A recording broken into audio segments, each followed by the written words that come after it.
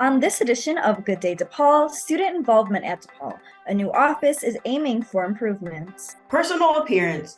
A recently passed law in Illinois prevents organizations from telling people how they should wear their hair. And Blue Demon Challenge. DePaul raises more than $7 million. I'm Alyssa Gomez. And I'm Selah Estelle. And this is Good Day DePaul.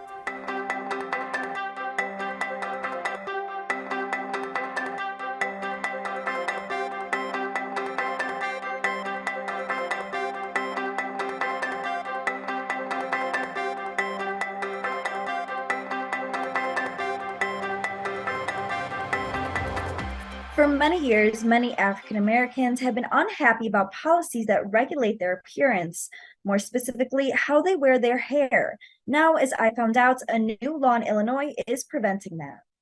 On January 1st, the Crown Act went into effect, banning race-related hair discrimination nearly everywhere in Illinois, including the workplace. Crown stands for Create a Respectful and Open Workplace for Natural Hair. It bans hair discrimination in the workplace and other public spaces such as parks, stores, restaurants, and theaters. Christina Steed, an adjunct professor and fellow at DePaul University, explains the importance of the Crown Act and how it impacts the Black community. It's law that is now keeping up with where culture has moved. So if I think about my own evolution being in my professional world, when I started, there was this, we call it the unspoken rule. If you want to project yourself as professional, being black, and you have textured hair, you're not going to wear that textured hair into your workplace. You're going to straighten your hair because you want to look as though you're a part of the environment and you're assimilating. The Crown Act comes into effect just 1 year after the Jet Hawkins law passed in Illinois, banning hairstyle discrimination in educational institutions, including school boards, charter schools, public schools, non-public elementary schools, and secondary schools. We are changing as a society in terms of what's acceptable and what is considered corporate. And things like the Crown Act and young people taking agency over who they are, how they look, and how they show up helps to advance that movement. According to a 2019 research study conducted by the Dove Corporation, Black women were 50% more likely to report being sent home or know of a Black woman who was sent home from the workplace because of their hair. The Crown Act will eliminate this discrimination in Illinois. I think as we continue to raise our voices within diverse and multicultural communities, we will continue to have the opening of doors, these understandings of how great textured hair is. And it is professional. It is our hair. And it's one more step to do away with racial discrimination in our country. For Good Day DePaul, I'm Alyssa Gomez. The COVID vaccine. It's been incredibly successful at preventing illness and death. Yet from the beginning, some people have doubted the effectiveness of the vaccine, and some people still oppose it. Here at DePaul, a study looked into this issue. I recently talked to one of the study's authors. The COVID-19 vaccine has been a critical element in dealing with the pandemic, yet some have resisted it. For example, when it first became available in the spring of 2021, many in the Black and Latinx communities were hesitant to get the vaccine. This was mainly due to concerns about its effectiveness and safety, according to a DePaul study. The study's lead researcher was psychology professor Joanna Buscemi. What we found was that there were really only two pieces that came out to be significantly sort of associated with vaccination uptake. One of them was the one I just talked about, which is this hesitancy around the effectiveness of the vaccine. And then the second was education levels. So higher education levels was associated with higher rates of vaccination. So those were our two biggest take-home messages. But I think also what's interesting is like what was not significant. So race, ethnicity, for example, was not significant. And general medical mistrust was not significant, which is something in the early days we thought might be part of what was going on, just like overall mistrust of the healthcare system due to, just longstanding discrimination and racism in the healthcare system. But at least in our sample, that did not come out as significant. And the two factors that did were education and hesitancy around the effectiveness of the vaccine. I think it's been helpful to have scientists be on the forefront of like social media as much as possible, because I think social media is a big factor when it comes to misinformation. And then I think the messaging just being more clear from scientists and from the media. So, for example, I think, really making sure to contextualize effectiveness in terms of like reducing hospitalizations and preventing death rather than prevention of getting the virus to begin with. I feel like that messaging has not been clear, starting with like sort of the CDC and then all the way down. So I think like there's multiple levels and multiple sources that could be clearer on this, but I do like seeing more scientists getting involved in social media. DePaul Jr. Noelle Bentley says she made the decision to get the shot for family reasons, but understands why some were hesitant. I personally was on the immunocompromised list, so I knew I was going to get it no matter what, because I actually had COVID 3 times. If I wasn't, I still would have gotten it, because at the time, my grandma was still alive and she was living with us. So if I wasn't going to get it for myself, I was definitely going to get it for her, because if she would have gotten COVID, then she would have passed earlier than she did. I know that people who are skeptical because they don't know what's in it. We was developed so fast, like it could be just them injecting you with something. But at the same time, I have faith that hopefully we wouldn't get injected with anything that was bad for us. And especially like I got the booster, I got vaccinated and then boosted, and I haven't gotten COVID since. And I test myself quite regularly because I have family that lives in the area and I want to go see them. So in my personal opinion, I think that it's very much worth it, and I think that it works. So I definitely would recommend it to other people, but I also understand where the question comes from. Aisha Williams of the Cambridge Health Alliance admitted she was hesitant about getting vaccinated. Why they are so hesitant. I personally was hesitant. I was extremely nervous of the vaccine.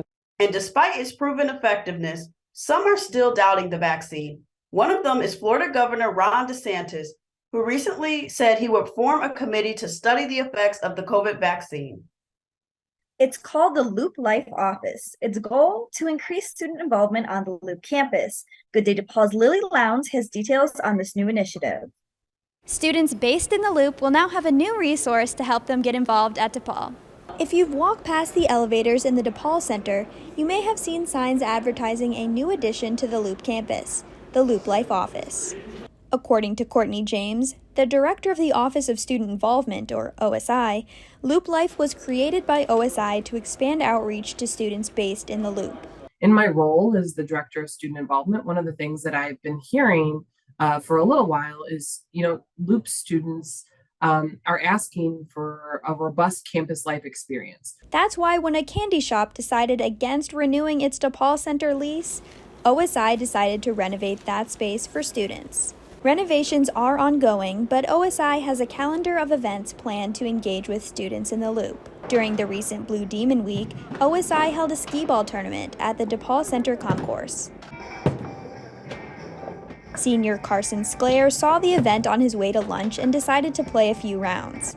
He says that he has not attended many events like this in the Loop. It's mostly business, mostly like career fairs. I wouldn't say there's a lot of like fun stuff besides esports lounge and whatever they do.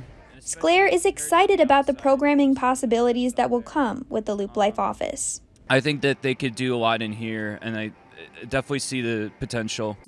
James says the Loop Life Office will be the first time that OSI has had an office in the Loop in 4 or 5 years. Alexandria Brown, the coordinator for campus activities at OSI, says that having an additional office will help OSI meet students' needs. It's easier for us to get a feel of the climate at Lincoln Park because that's where our office is and we're there all the time and we're all constantly interacting with students. And so I think our physical presence here at the Loop will give us the advantage that we need to cater our events to meet the interests of the students here at the Loop. James says the Loop Life office will be a hub for Loop students to ask questions about involvement, attend programs, meet new people, and have fun experiences. According to James, students can expect the Loop Life office to be in full swing this academic year.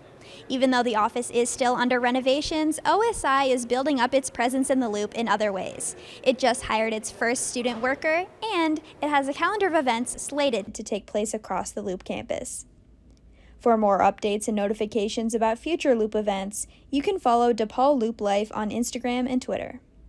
For Good Day DePaul, I'm Lily Lowndes. Coming up, a DePaul athlete is honored by the Big East. That story when Good Day DePaul returns. There are a ton of social networking websites, but one stands apart for a very special reason. This one saves lives. It's MatchingDonors.com. MatchingDonors.com links living organ donors with people in need of kidney and other transplants. In the United States, 22 people die each day waiting for an organ transplant, most of them for kidneys. If you've ever considered becoming a living organ donor, or if you are someone in need of an organ transplant, visit MatchingDonors.com, home of the greatest gift of all, the gift of life. MatchingDonors.com. In sports, the DePaul men's basketball team has lost 4 in a row, most recently to Marquette and UConn. The Blue Demons are now 3-9 in Big East play.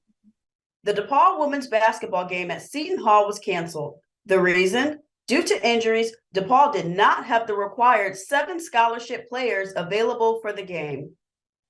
Meanwhile, another type of basketball is being played at DePaul. It's called club basketball, and it's usually comprised of students who played high school basketball but don't compete at the varsity level here at the university. Good Day DePaul's Caleb Nixon has our report. The high-flying DePaul club basketball team is gearing up for a great season, with a schedule of 3 tournaments and 20 games across the country. Head coach Pat Montag discusses how his team is coming together. Yeah, so at the beginning of the fall quarter, we have open runs and tryouts.